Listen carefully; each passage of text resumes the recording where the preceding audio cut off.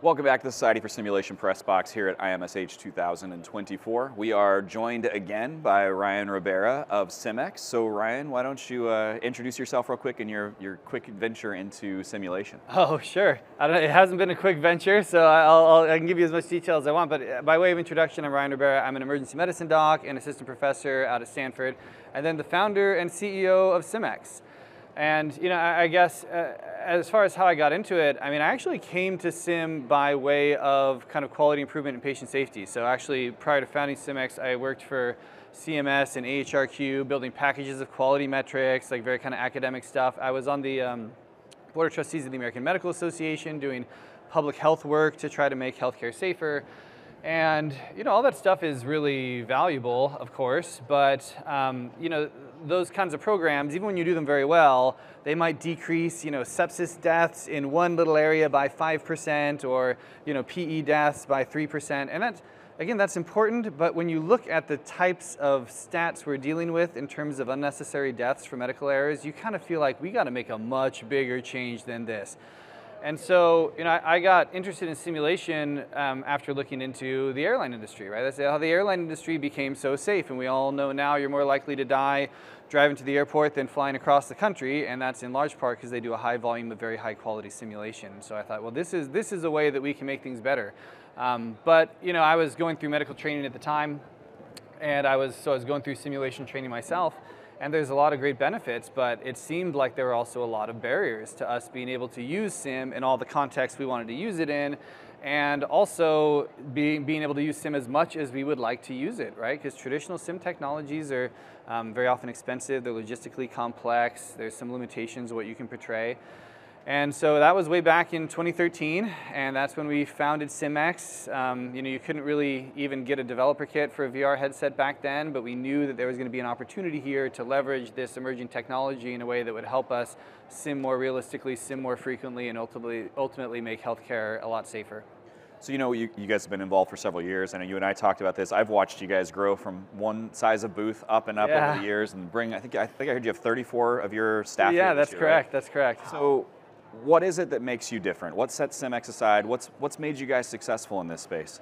Yeah, well, so that's a good question. I think part of it was that we were very early in this space. Like you mentioned, we've been here for a long time. Our first booth was not a booth; it was a table at the SimVentors Showcase, or the 2015 equivalent of that. Actually, I think it was called something different at the time, and it was just me with a headset on a table and a dream. And so we've been doing this for a long time. There's some advantage to that. I think one of the other things that sets us apart is that I'm got one foot in industry, but one foot in academia. I'm an assistant professor at Stanford. I'm working as a medical educator alongside building this product, and that's not just me, but that's actually most of our founding team was medical educators. And so we came at this, not as computer programmers who thought it would be cool to go into healthcare, but as medical educators who saw problems with the things that we were using every day and saw opportunities to fix them. So I think that's been very helpful. As far as what actually, how that translates into differences in what we've built, I think one of the things we've really prioritized at SimX is realism for the learner. So when you put on a headset, you're not navigating menus or drop downs or clicking buttons on your hand controllers, really. You're interacting the same way you would in real life. So if you want to talk to a patient, you just talk to them. If you want to listen with a stethoscope, you walk over to it, pick it up, put it on their chest. The dream is to make it like a holodeck style experience if you're familiar with Star Trek. Yep. And so that's kind of the design philosophy we've had from the very start, and we've been pretty strict about that, and I think that's something that has set us apart, and for the right kind of educator, that ends up being exactly what they're looking for. So what kinds of things are you excited about, and what kinds of things are you really highlighting at this IMSH? What have you been showing off? Yeah, so one of the things that we're highlighting, especially here at IMSH, is over the last year we've really built out what we've called our virtual mannequin curriculum. So up to this point we had already built out a pretty robust curriculum for nursing and EMS and physician training that were kind of scenario sims. You go in, the patient has a predefined condition, and you have you're tasked with diagnosing and treating that, and those are great experiences. But we found that educators, despite the 290 or so cases we had, sometimes they wanted something else. And so we've built the ability for them to take a scenario, launch it, select which patient they want, select which environment they want, and then in real time, on the fly, change those vitals, change the EKGs, change the labs, and really use it like you would a mannequin to do on-the-fly sim exactly as you want it. And then you can kind of save those presets. If you did a great job, it was a cool case, you want to do that again, save those presets, reload them again. And so you've got this ability to create, really an endless number of cases and an endless number of configurations. And so that's something that's new in the last year and has been actually really popular just in the last few months since we launched it. We're using that, right? So okay, in my organization, we're using that, and the ability to dial in a scenario to a specific learning objective, to a specific learner going forward it's been phenomenal. Yeah. So absolutely. I'll say one other thing we're highlighting here that is new in the last few months is our close partnership with Lairdale, which we're really excited about, right? I mean, this is, for me, in the last 10 years, trying to get a footing in the sim industry, always looking up to Lairdale as the giants in this space, like the innovators over the last several decades. I think getting to know them and their organization and the great patient safety focus that they have has been phenomenal. And being able to collaborate with their sales team, who is all over the world. And so that we now have a relationship where they can sell SimX and are doing so kind of all over at hospitals and medical schools and nursing programs. I mean, it's fair to take a minute and actually talk about your growth. Yeah. When you were at one table, did you even dream? Did you even think about the fact that that was a possibility in your future?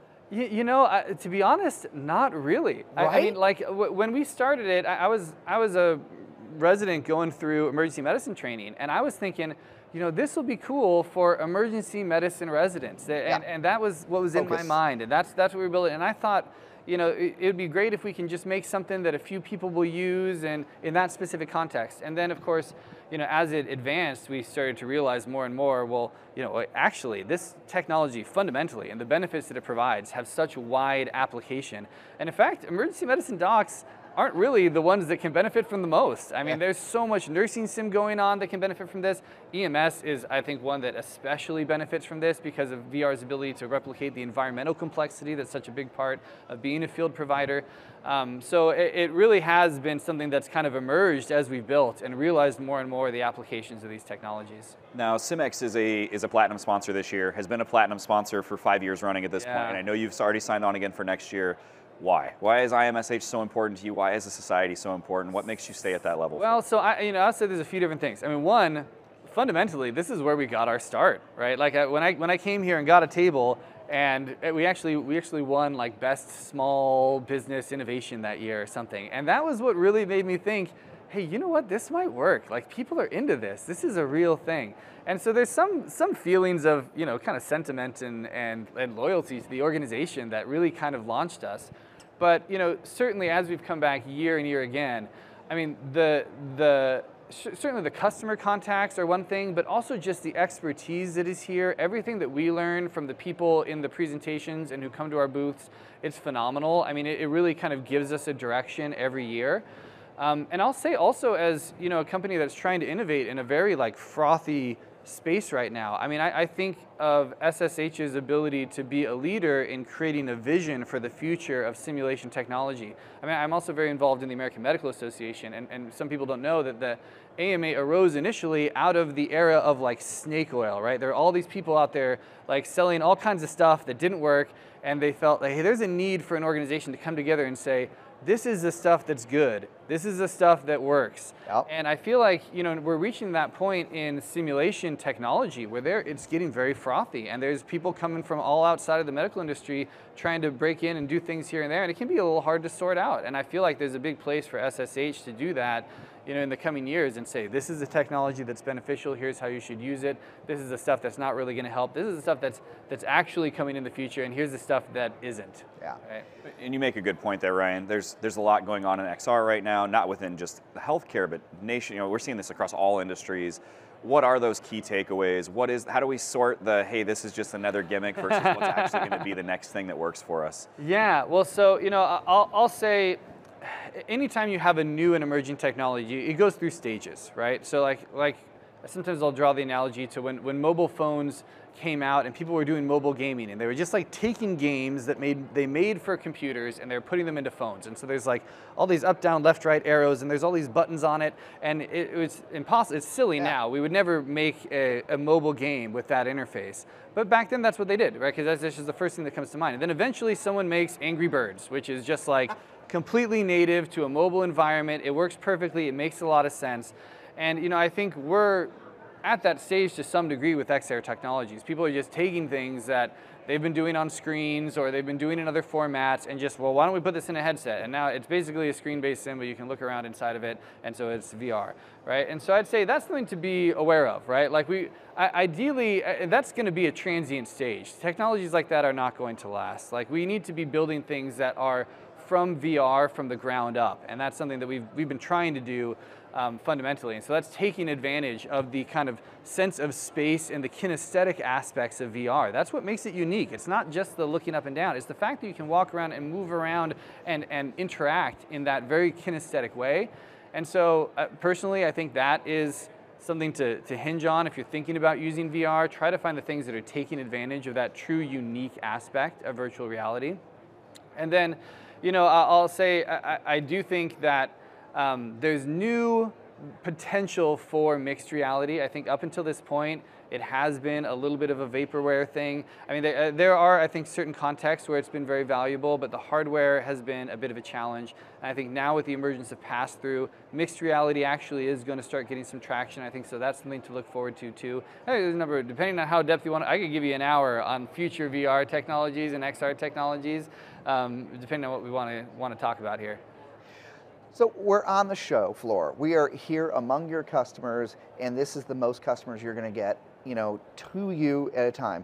What if you wanted to ask them one thing that you need from them? What would you want them to tell you, or interact with you, or do to help you make a better product in the years coming? Ooh, interesting. I think that is an excellent question that I don't know that anyone has asked me, but I will say, you know, the thing that I sometimes wonder, because we do get a lot of good feedback from customers. Yeah. But one of the things I wonder is the degree to which the ways that they are using this now are translating to actual patient safety. And so I think that's the one thing that I would wonder is how can we collaborate to make sure that, you know, the things that we believe are actually going to improve the quality of care are translating to the bedside. Because I mean, we're innovators making this technology. We think it's going to work. And I know there's a lot of challenges fundamentally in that type of research, but I really think that's where we need to go next. And so I'd be very interested to hear from those that are using this on the ground to say, how can we work together to make sure that actual lives are being saved because of this tech? Because if we're not doing that, why are we doing any of it? It's a lot of work, so actually. Pushing outcomes research to tie back in. Yeah. Making sure that we're tracking all the way through outcomes and seeing where it's going. Because, you know, you're building this, you're hoping that this is what it's going to do, but having that loop closed and actually hearing back and, you know, that it works is important. Yeah, absolutely. Well, Ryan, on behalf of the entire society, we thank you for your membership. You know, thank you for the sponsorship, and of course, it's been wonderful watching you grow over the last several years. So we're looking forward to what comes next. Yeah, no, thanks so much, and thanks so much for having me.